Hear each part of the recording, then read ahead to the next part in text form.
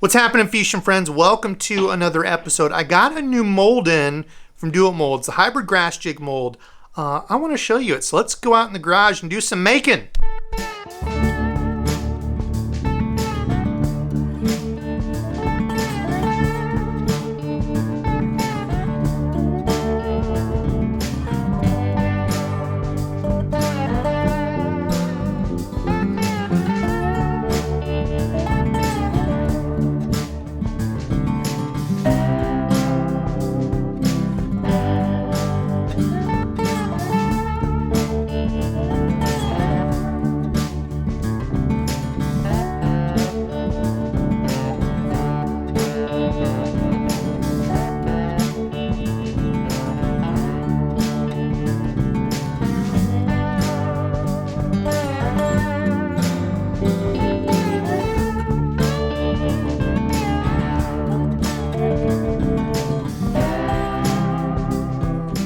So once you have all the jig heads painted, it's time to put the skirt on. And this one I did really thin, just a small layer of skirt. And you can put on as much or as little skirting material as you want. You can see this is an example with more skirting material, definitely a thicker, bulkier profile. This little guy just did a little bit of skirting. Also wanted you to be able to see the wiring without going through it all. I just do 3 wraps of wire on there. That holds the skirt on nice. Don't have to worry about like a rubber banded type thing here deteriorating and falling off. This will last as long as the jig does. The other fun thing you can do is mess around with different cuts. So for like example on this one, the bottom layer and the top layer, I cut them off to be the same. So you can see there a very even skirt once you turn that over. Same thing there, more of your bluegill pattern, little chartreuse on the belly, a little bit more strands, a little bit thicker profile. Then I kind of messed around with some of them. So like for example on this one, I left the front part of the skirt smaller. I cut this shorter. So that way when you pop this in the water as a straight retrieve, through the water, everything's going to be pulled back like that. But as you stop it and pop it, that skirt really pulses and kind of flares out up here. You can see it's already kind of doing that where I cut it shorter. Versus kind of the opposite. This one I kind of kept the middle of it a little bit shorter. So when you put like a paddle tail swim bait or something, we're going to talk about trailers in a second.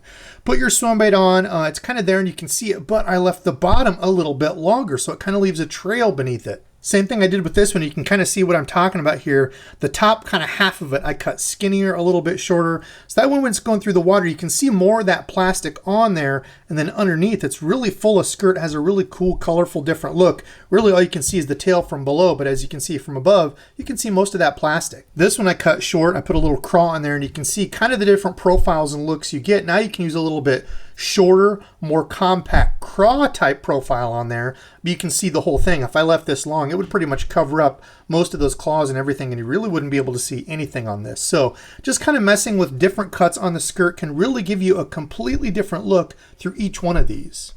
Okay, now when it comes to trailers on these, what do I use? Well, I'll be honest, I keep it to a couple simple different looks. Number one is a paddle tail. Anybody that tries to tell you that a paddle tail doesn't work on a swim jig, doesn't work on a chatterbait, I'll stand on the hill and say they're wrong. I have caught so many fish on a paddle tail. I've had people message me and say, oh, if you're still using a paddle tail, you're not catching as many fish as you can.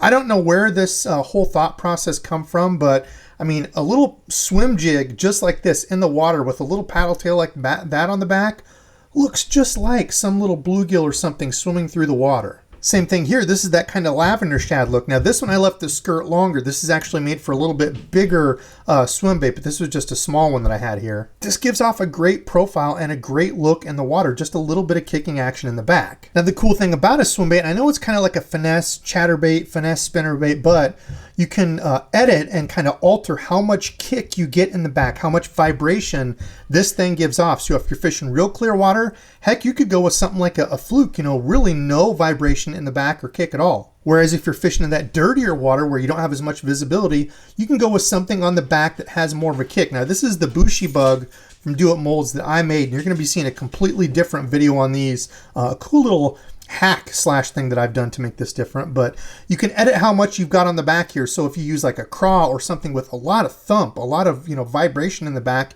you can change how much thump overall your swim bait gives off. So really like a paddle tail or some sort of craw trailer is what I use. Like I showed you on this little guy here, I have a Zoom Ultra Vibe Speed Craw. The Z Craw is another good one. Of course, a standard for a lot of people in the back of a swim jig is a Rage Menace. Something like this, something, you know, that's got some vibration, some kick, a couple different deals back here. Going back to something a little bit more natural, you could go with like a grub, you know, a 3 or 3.5 inch curly tail grub on here. Very natural, just gives kind of a slight swirl back there. You can see underwater the difference they give off. You know, on those craws, they have more of that flapping, waving. It's really moving a lot more water.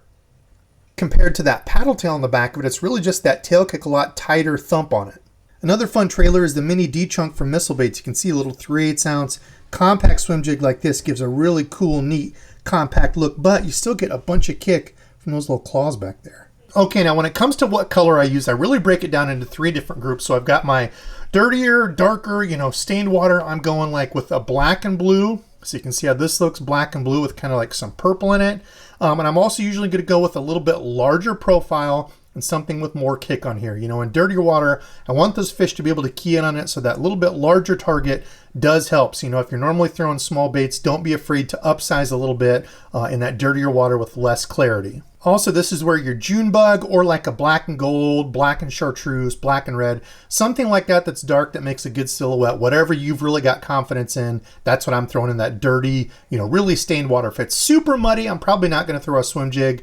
I'll probably be throwing like a spinnerbait or chatterbait. But I mean, even in dirty water, you know, a foot of visibility or so, I have caught the snot out of them on a swim jig. Have I been saying swim bait? Swim jig. Okay, in the middle, I've got my more natural or bluegill imitations. Now, the thing with the swim jig is especially this. So this hybrid grass jig mold is awesome. You can see I beat the absolute snot out of this one fishing it a couple days. Only caught a couple little fish, but beat the snot of it, and this was absolutely killing it, coming through everything. I did beat the paint off of it and everything, but this was one of my first ones that I ever did to test. Now, with these little baits like this, it's not, you know, a complete you know, needle pointed head, you know, like a regular swim jig. This has kind of that rounded head, a little bit more, I don't know what you call ovalish, kind of, almost like a mix between an archy head and a swim jig. So it makes this nice because you can fish it on the bottom. You know, when you're dragging this around like that, it will still sit there like that, as opposed to a, you know, a vertical type of swim jig head. Those are going to tend to want to, you know, lay over. But if I do something like this in a natural kind of craw or bluegill color, I can still throw this in around rocks, bounce it off that like I was doing here, or swim it like a swim jig. So that's what's really nice about the hybrid grass jig, is it's not just a swim jig. You can still fish it on the bottom around rocks. You can still fish it through wood and grass. It's kind of a do-it-all jig type, so great for a beginner. But anyway, this kind of middle of the road, you know, natural brown-orange craw, amber craw, something like that, a little bit darker on the top, or even like some black and copper, something like this, just real dull natural colors if I'm looking to mimic some crawfish or bluegill. And then last, you've got your white kind of, you know, shad baitfish type profiles. So you can go with, you know, your very boring white, silver. I mean, that's going to mimic a ton of stuff. White bass, crappie, shad, you know, any type of thing, you know, in this white. You don't even have to have stuff like that in your lake for white to work. Chartreuse, if that water has a little bit of a stain to it, you know, kind of a green tinge to it. I like to go to a white and chartreuse, or more of a chartreuse. This is chartreuse and silver that really stands out. Then you can go with a mix of both. This is kind of my put together of a sexy shad, and these heads, this head color is actually my favorite. So I did that white, and then you see where I was taking that paintbrush and dusting. I dusted some chartreuse on it. I believe that color is called Dragonfly. I want to say off the top of my head, it's like a teal with glitter in it.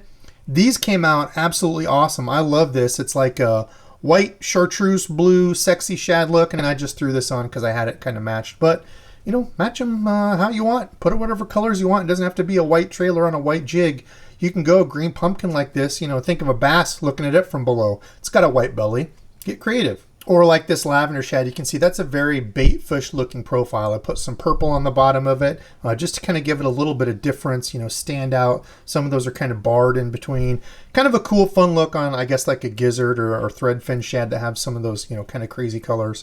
Something like this, a bait fish or a white, really does stand out in dirty water. Now, when it comes to sizes, I'm really fishing this 3/8 or the 1/2 ounce. Those are the two that I made and I fish the most often. You know, if I'm fishing up shallower, you know, small ponds, ponds, small lakes. I'm not wanting this to get real deep. You know, I'm fishing, you know, in that I would say under 6 foot range. I usually opt for a 3/8 ounce, but once you get into something where you want to fish a little deeper, you want this to get down quicker, or a place where you've got more current where that's really going to get pushed along if you've got a lighter weight bait. I like going to a 1/2 ounce like this. Also a little bit bigger head profile too if you want that, but that's generally how I kind of tell what I'm switching up to between sizes. All right, fishing friends, there you have it. The Hybrid Grass Jig from Do It Molds. Comment below and let me know which one out of all those I made is your favorite. Now, I'm always doing a giveaway. Jermaine, my guy, Mainstream Fishing, was somebody who won before, deferred the prize, said, it's okay, cool, give it to somebody else. But on a recent live, he said, dude, I could really use some of those grass jigs. So, Jermaine, I will hit you up. You are the winner of today's vidya. Hope you like the grass jigs. I'll get some colors and sizes from you that you want. But I appreciate you for watching, man, and everybody else who continues to watch these vids. Support me. Again, I would not be here without all of you. It's enough for me. It's late. I got to get editing, so thank you all for watching. And until next time...